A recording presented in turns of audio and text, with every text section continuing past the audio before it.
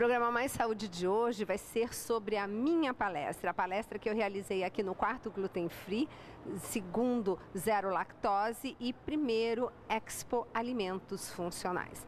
Eu fui convidada justamente a proferir uma palestra sobre os desafios de montar um cardápio sem leite de vaca, sem glúten e justamente os mitos e verdades sobre todos esses alimentos que são alergênicos. Então, nesse primeiro momento, você vai ver e assistir o que eu falo do que há de mais moderno, de mais atual em termos de cientificidade. Eu estive recentemente, como vocês sabem, em Dallas, né, no Congresso Internacional de Medicina Funcional, onde o professor Alessio Fasano recebeu o prêmio Linus Pauling de 2013, e é sobre todas essas novidades desse grande pesquisador que eu conto do primeiro bloco da minha palestra. Bem-vindos! Bom, a mim coube a palestra do desafio de um cardápio sem leite, sem glúten, mitos e verdades sobre dietas isentas de alergênicos.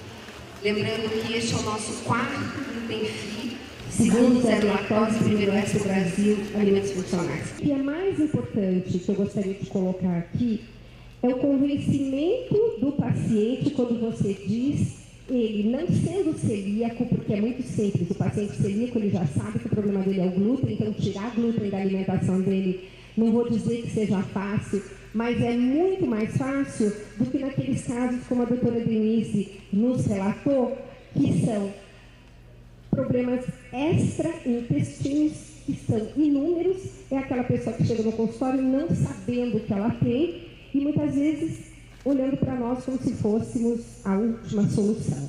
Então, é através do quê? De uma longa conversa, uma consulta realmente nossa não dura menos de 2h30, 3 horas, dependendo do paciente, e é através de conhecimento que a gente vai, então, estabelecer e ele, com o livre-arbítrio dele, ver o que ele quer. A gente vai apresentar e ele vai, então, decidir por ele mesmo. Não dá para falar de glúten sem falar da maior autoridade hoje, reconhecida internacionalmente, que é o professor Alessio Fasano. O professor Alessio Fasano é um italiano que é pediatra gastrointestinal e ele foi convidado há muitos anos para ir para os Estados Unidos, chefiar uma equipe de pesquisa, onde ele é o diretor desse centro de pesquisa celíaca da Universidade de Maryland, nos Estados Unidos, professor de pediatria, medicina e fisiologia da Universidade também de Medicina. E o que eu vou trazer para vocês é uma grande novidade hoje. Por quê? Eu estive agora no mês de maio em Dallas, no Congresso Internacional de Medicina Funcional, e o professor Fasano, ele recebeu justamente o prêmio Linus Pauling de 2013. Quando a gente fala em dieta isenta de glúten, claro que a primeira coisa que a gente lembra é do paciente celíaco, da doença celíaca. E a doença celíaca, todo mundo sabe, que é a única doença genética autoimune que a gente conhece o gatilho. E que, retirando o gatilho, você consegue restabelecer a saúde do paciente. Só que até chegar a esse diagnóstico, a gente viu como ele é difícil. O professor Fasano falou uma frase que eu nem quis colocar no slide, porque eu achei muito forte para eu falar. Mas ele disse o seguinte: nós não nascemos celíacos, nós nos tornamos. Eu fiquei pensando, e depois de ouvir a palestra dele, eu entendi o que era. Então, aquilo que a gente já sabia, que a doença celíaca, né, é uma doença autoimune cujo gatilho é ativado pela ingestão do glúten, proteína mais importante do trigo, através da ingestão também de outros grãos. Procurando a raiz das causas, nota-se que a doença desenvolve quando a pessoa, então, é exposta ao glúten, meio ambiente, 80%, e também tem uma susceptibilidade genética, os 20%. Mas aí apareceu uma novidade. Era necessário também ter uma incomum permeabilidade intestinal. Então a gente começa a perceber que existe algo mais. Então nós temos agora o quê? Uma tríade: o gatilho ambiental, a susceptibilidade genética e a permeabilidade intestinal. O nosso DNA, ele é da época do homem paleolítico, ele tem o quê? 2,5 milhões de anos. E a domesticação de animais, isso vale depois para aquilo que a gente vai conversar sobre a introdução do leite de vaca na alimentação nossa ocidental. Mas toda essa parte de agricultura e domesticação de animais tem apenas 10 mil anos. Então, gente, é muita novidade. E se vocês pararem para pensar em toda a modificação genética que a doutora Denise já falou, e parar para pensar nos últimos 50 anos o que aconteceu com a nossa alimentação, a gente vai ver que realmente a coisa está complicada. Por isso que gordura saturada da dieta é pró-inflamatória. Toda vez que a gente come gordura saturada, você tem esse disparo de gatilho que é natural. E é por isso que as recomendações das diretrizes das dislipidemias sempre preconizam que não se deve passar de 7%, o que é muito difícil, né? Ficar nesse número. E quando a gente conversa com o paciente e coloca isso, ele começa realmente a olhar a alimentação com outros olhos.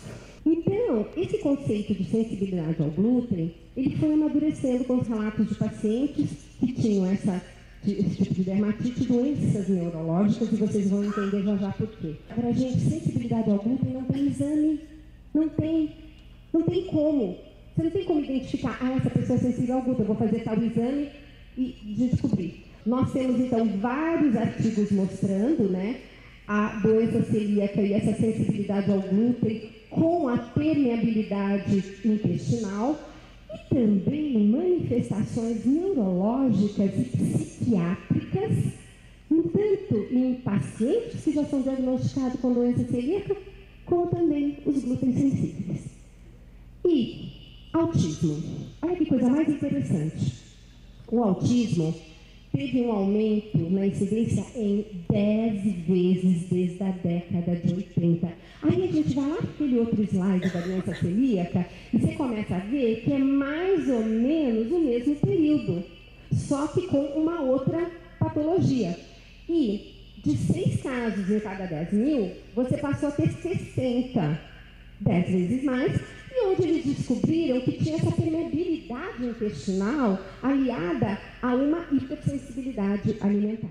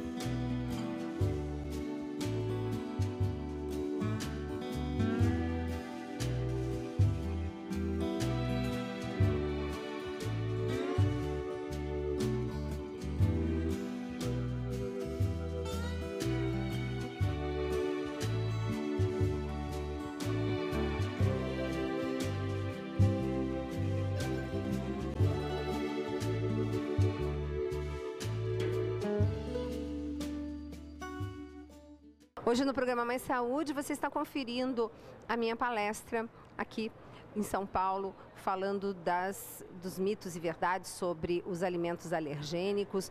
Você conferiu aí nesse primeiro bloco.